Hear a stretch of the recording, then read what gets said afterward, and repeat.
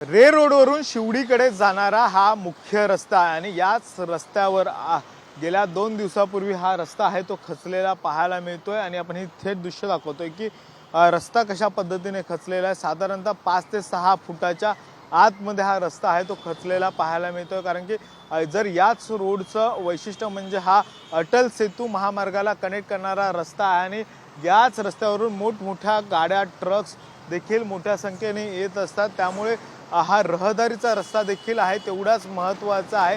मात्र आता या रस्त्याला भगदाड पडल्यामुळे आहे ती वाहतूक आहे ती दोन्ही बाजूची वाहतूक आहे ती एका लेनमधून आहे ती सुरू केलेली पाहायला मिळते। सध्या MMRDA कडचे अधिकारी आहेत ती रस्त्याची पाहणी करताना पाहायला मिळतात। कारण की मुख्य रस्ता म्हणजे हा अटल सेतू महामार्गाला हा जोडणारा रस्ता देखील म्हणून याची ओळख आहे आणि याच रस्त्यावर आता हा खड्डा पडल्यामुळे या ठिकाणी वाहतूक कोंडी देखील आहे ती व्हायला सुरुवात झालेली पाहायला मिळते।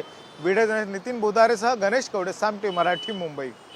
आता isakal.com आहे देशातील नंबर 1 ची मराठी न्यूज वेबसाईट। प्रत्येक अपडेटसाठी isakal.com ला नक्की भेट द्या।